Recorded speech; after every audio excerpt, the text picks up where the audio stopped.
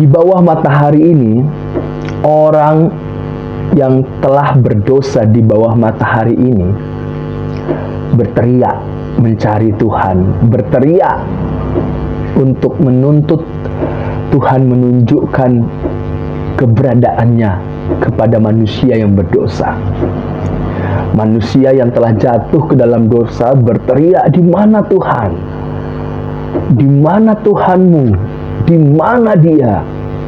Dia bukan juru selamat, Dia bukan Tuhan." Banyak sekali cercaan, banyak sekali hal-hal yang ditebarkan, yang menuduh, yang memfitnah, dan lain sebagainya. Tapi saya sangat bangga, saya sangat bersyukur kepada Tuhan Yesus Kristus. Dialah juru selamatku, Dialah Tuhanku, Dialah Allahku, yang hanya oleh Dialah saya bisa mengenal Allah itu, mendapatkan keselamatan hidup kekal itu. Tidak ada cara lain. Menurut saya, tidak ada cara lain selain Tuhan Yesus Kristus. Allah menunjukkan jalan, Allah menunjukkan jalannya untuk bisa sampai kepada Dia. Walaupun banyak manusia di bawah matahari ini yang telah berdosa, berteriak, "Di mana Tuhan? Di mana Dia? Aku mau ke sorga," dan lain sebagainya. Tuhan sudah tunjukkan jalannya. Tuhan sudah menunjukkan jalannya. Di dalam Mazmur pasal yang ke-25 ayat yang ke-8. Di dalam Mazmur pasal 25 ayat yang ke-28. Ya, saya akan bacakan. Mazmur 25 ayat yang ke-8 saya akan bacakan. Ya, Mazmur 25 ayat yang ke-8. Tuhan itu baik dan benar. Sebab itu Ia menunjukkan jalan kepada orang yang sesat. Orang yang sesat ini orang yang bagaimana sih? Orang yang sesat ini orang yang bagaimana menurut Alkitab? Orang yang telah berdosa, yang telah meninggalkan Tuhan, yang meninggalkan jalan Tuhan. Orang yang pergi jauh meninggalkan Tuhan dan lebih mengikuti perkataan iblis. Itu adalah orang yang sesat. Kenapa? Kita lihat Hawa dan Adam pada waktu mereka telah jatuh ke dalam dosa, melanggar perintah larangan Tuhan di Taman Eden. Ya, dalam Kejadian 2 ayat yang ke-17, di situ ada perintah dan larangan. Dan dalam perjalanan kehidupan Adam dan Hawa, mereka gagal. Mereka melanggar perintah Tuhan itu. Akibatnya, mereka mengalami ketakutan. Dan mereka lari dengan cara bagaimana? Bersembunyi. Lari ketika mendengar suara langkah Tuhan Allah. Mereka bersembunyi. Sebelum mereka bersembunyi, mereka membuat kebenaran sendiri. Apa itu kebenaran sendiri yang mereka buat? Yaitu membuat cawat, penutup dada, penutup bagian bawah. Mereka membuat cawat, itu artinya mereka membuat kebenaran sendiri. Mereka berusaha untuk memanipulasi pandangan Tuhan. Tidak akan bisa. Segala sesuatu terbuka di hadapan Tuhan. Tidak ada yang tersembunyi. Dan Tuhan melihat sampai ke hati saya, ke hati kita. Tidak ada yang bisa ditutupi dari pandangan Tuhan. Manusia berusaha membuat kebenarannya sendiri. Tetapi yang terjadi adalah apa? Tetap mereka takut. Mereka lari dari Tuhan. Nah, ketika lari bersembunyi dari Tuhan, inilah yang disebut sesat. Artinya pergi meninggalkan Tuhan. Pergi meninggalkan Tuhan, gak percaya kepada Tuhan. Lebih menuruti ketakutannya, lebih menuruti intimidasi iblis, perkataan iblis, dan lain sebagainya. Dan inilah yang diserukan seharusnya dari kita, dari saya ini. Tuhan, tunjukkanlah jalan-Mu. Nah, di ayat yang ke-9 dikatakan, Ia membimbing orang-orang yang rendah hati menurut hukum, dan Ia mengajarkan jalannya kepada orang-orang yang rendah hati. Ketika Adam dan Hawa itu meninggalkan Tuhan, pergi bersembunyi, apakah Tuhan tinggal diam? Tidak. Siapa yang mencari manusia yang bersembunyi itu? Siapa? Siapa yang mencari manusia yang telah bersembunyi dari Tuhan? Tuhan sendiri yang mencarinya. Dalam Kejadian pasal 3, ya, saya akan buka Kejadian pasal 3 ayat yang ke-9. Ya, Kejadian pasal 3 ayat yang ke-9 saya akan bacakan. Kejadian 3 ayat 9. Tetapi Tuhan Allah memanggil manusia itu dan berfirman kepadanya, "Di manakah engkau? Di manakah engkau?" Apakah Tuhan tidak tahu di mana manusia itu bersembunyi? Tahu. Tahu sekali. Tuhan tahu, karena tidak ada yang tertutup baginya. Tidak ada yang bisa menghalangi pandangan Tuhan. Dia melihat sampai kedalaman hati saya.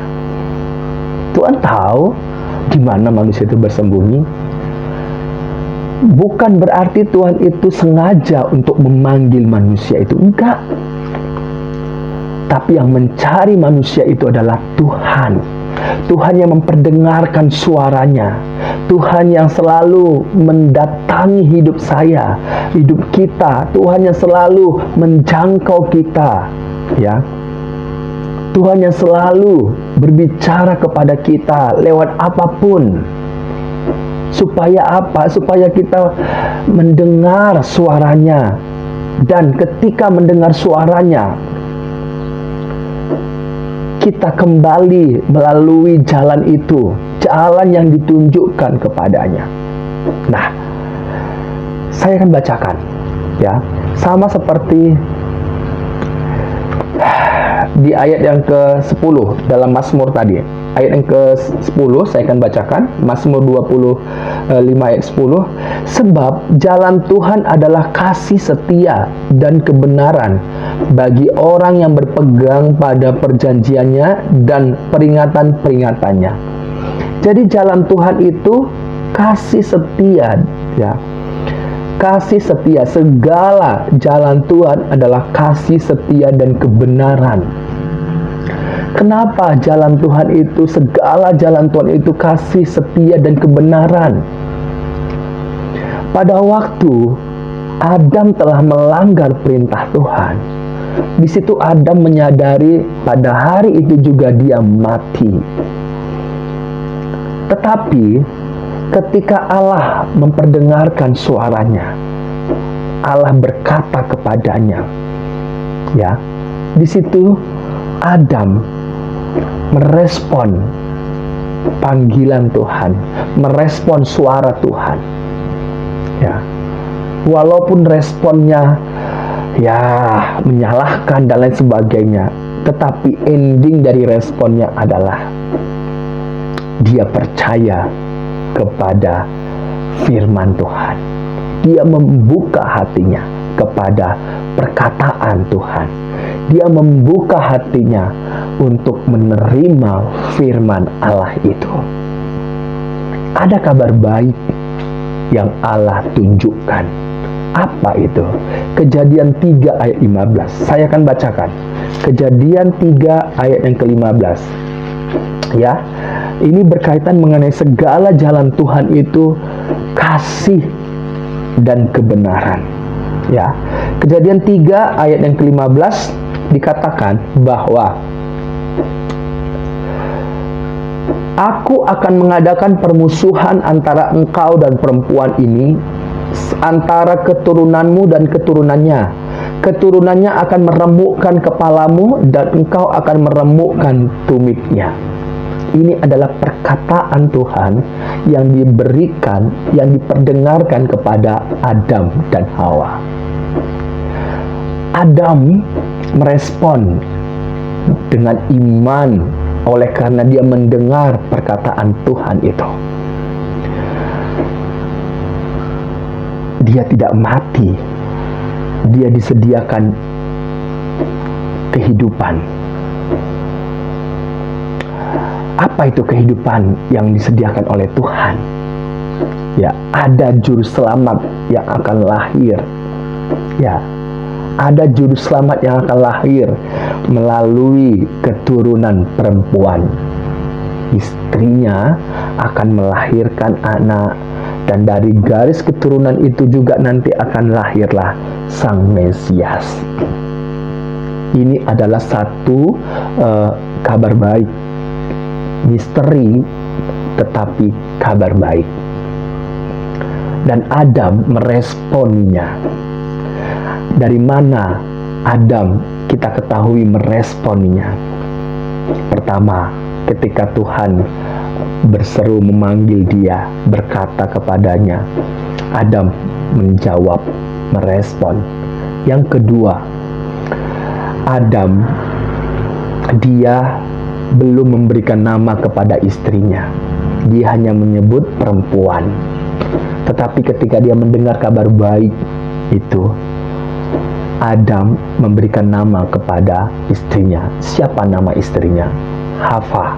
Ya, kalau kita lihat dalam Kejadian pasal yang ketiga, ayat yang ke-20, manusia itu memberi nama Hawa kepada istrinya, sebab dialah yang menjadi ibu semua yang hidup. Jadi Hawa ini dalam teks aslinya namanya Hawa. Artinya apa? Hawa? Karena dia adalah ibu semua yang hidup. Ini adalah perkataan iman yang telah muncul dari firman yang dia dengar, dari perkataan Allah itu. Wow, luar biasa.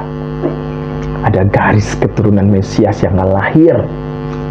Mesias yang Allah katakan dalam Kejadian 3:15 diresponi oleh Adam. Itu sebabnya dia memberi nama Hawa, ibu dari semua yang hidup. Berarti tidak ada yang mati. Dalam hal ini, Adam menerima konsekuensi bahwa fisiknya tidak lagi sama seperti fisik sebelum dia jatuh ke dalam dosa. Ini adalah hukumnya Tuhan, bahwa akibat dosa, maut. Ya, upah dosa adalah maut. Tubuh ini kembali ke tanah. Itu adalah hukumnya Tuhan. Tetapi Tuhan menyediakan jalan. Jalan untuk apa? Untuk kembali hidup bersama dengan Dia sebelum jatuh ke dalam dosa. Dan Adam meresponi itu. Adam menyadari fisiknya akan kembali ke tanah, seperti yang dikatakan oleh Tuhan, engkau akan kembali kepada tanah. Fisik ini akan kembali ke tanah, karena dari situlah engkau diambil.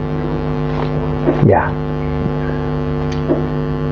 Dan sekarang Adam bersukacita, walaupun fisiknya kembali ke tanah, tetapi dia hidup selama-lamanya bersama dengan Allah. Apanya yang selama-lamanya? Bukan fisik yang telah jatuh ke dalam dosa ini, bukan. Tetapi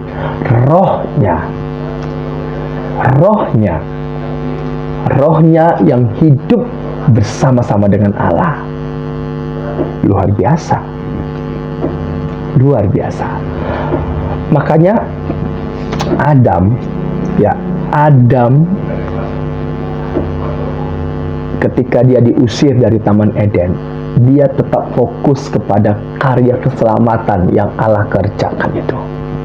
Ya. dia tetap fokus. Dan ketika dia ada di luar dari Taman Eden, hidup sebagai manusia yang telah berdosa, di sana Adam mendapatkan karunia anak, Kain dan Habel. Adam mengajarkan mengenai hukum Tuhan kepada anaknya. Dari mana kita tahu bahwa Adam mengajarkan hukum Tuhan kepada anaknya? Dari persembahan yang dipersembahkan oleh anaknya. Kita lihat Kain. Dikatakan di situ bahwa di dalam Kejadian pasal yang keempat, ya. Kejadian pasal yang keempat. Nah, ayat yang keempat, Habel juga mempersembahkan korban persembahan dari anak sulung kambing dombanya, yakni lemak-lemaknya, maka Tuhan mengindahkan Abel dan korban persembahan itu. Kalau kita baca dalam Ibrani, di mana Habel layak mendapat perkenanan oleh karena dia mempersembahkan dengan iman. Dari mana imannya Habel? Dari perkataan yang didengar oleh Adam dari Allah dan diteruskan kepada anaknya. Allah membuat pakaian dari kulit binatang, itu berarti ada korban yang harus mati. Ya, ada korban yang harus mati. Ini adalah satu bentuk tipologi di mana korban yang nyata itu, yaitu Sang Mesias itu, yang menjadi korban sekali untuk selama-lamanya, menghapus dosa manusia. Luar biasa. Dan Abel dengan iman mempersembahkan. Fokusnya Abel itu adalah karya keselamatan yang dia dengar dari orang tuanya, yaitu Allah yang telah berkata dalam Kejadian 3 ayat yang ke-15. Luar biasa. Dan objek keselamatan yang Allah mau capai adalah roh kita, roh saya ini. Roh saya ini. Makanya di dalam Filipi ayat 3, ya, Filipi 3 ayat 20 berkata, Filipi 3 ayat 20, karena kewarganegaraan kita adalah di dalam sorga, dan dari situ juga kita menantikan Tuhan Yesus Kristus sebagai juru selamat. Saudara, kewargaan kita adalah sorga. Bagian diri kita yang berasal dari sorga adalah roh kita. Kejadian 2 ayat yang ke-7. Ya, pada waktu itu Tuhan Allah membentuk manusia itu dari debu tanah. Dan apa? Pada waktu Tuhan Allah membentuk manusia dari debu tanah, manusia itu belum hidup. Belum dikatakan menjadi makhluk atau jiwa yang hidup. Kapan menjadi jiwa atau makhluk yang hidup? Ketika Tuhan Allah menghembuskan nafas hidup ke dalam hidung manusia itu, sehingga manusia itu menjadi makhluk yang hidup. Luar biasa. Jadi Tuhan menghembuskan nafas hidup. Jadi Tuhan yang menghembuskan nafas hidup, dan yang bagian dari hidup kita yang berasal dari sorga adalah roh kita. Karena roh kita ini, ya, dihembuskan oleh Tuhan. Bukan manusia yang menghembuskan, tapi Tuhan Allah yang menghembuskan. Dan hembusannya itulah yang membuat kita sebagai warga negaraan sorga. Karena itu berasal dari Allah, bukan dari manusia. Ya, roh kita, napas hidup itu dari Tuhan. Makanya dikatakan dalam Filipi 3:20, kewargaan kita itu sorga. Makanya ketika Adam dan Hawa jatuh dalam dosa, kita yang telah sudah jatuh dalam dosa, ya, di dalam Roma 3 ayat 23, Roma 6 dikatakan apa? Semua orang, semua manusia itu telah jatuh ke dalam dosa. Ya, tidak ada yang tidak berdosa, semuanya telah berdosa. Dan upah dosa adalah maut. Maut fisik, kembali ke tanah,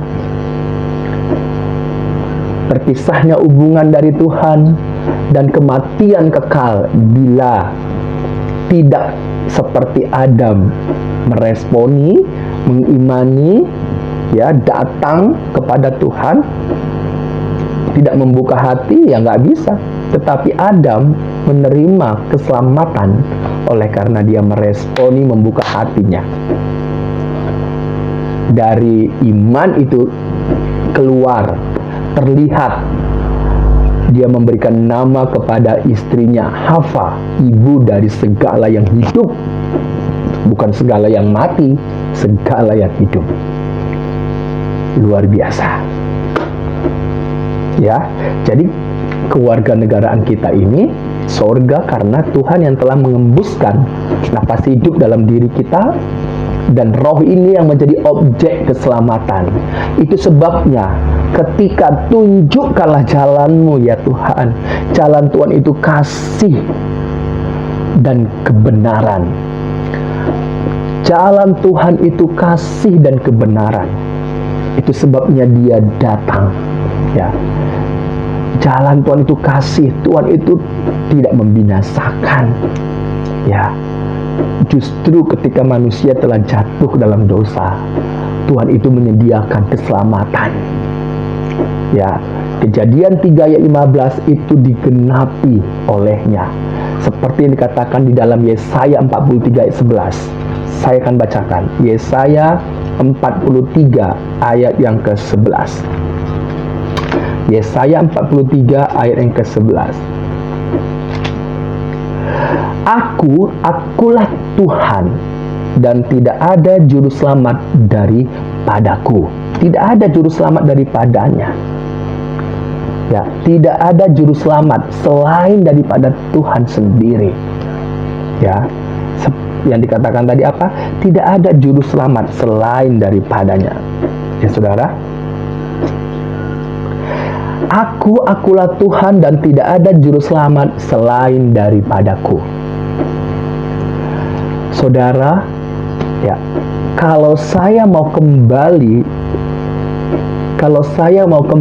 ke sorga, oleh karena warga negara sorga, roh saya yang diembuskan oleh Tuhan kembali kepadanya, maka tidak ada cara lain selain dari harus kepada melalui juru selamat yang Allah katakan, Akulah Tuhan, tidak ada juru selamat selain daripadaku. Sekarang juru selamat itu sudah hadir di bawah matahari ini. Di dalam Kisah Para Rasul, ya, dalam Kisah Para Rasul 4 ayat yang ke, ya, saya akan bacakan. Ya, Kisah Para Rasul 4. Kisah Para Rasul 4 ayat yang ke-12. Ya, saya akan bacakan.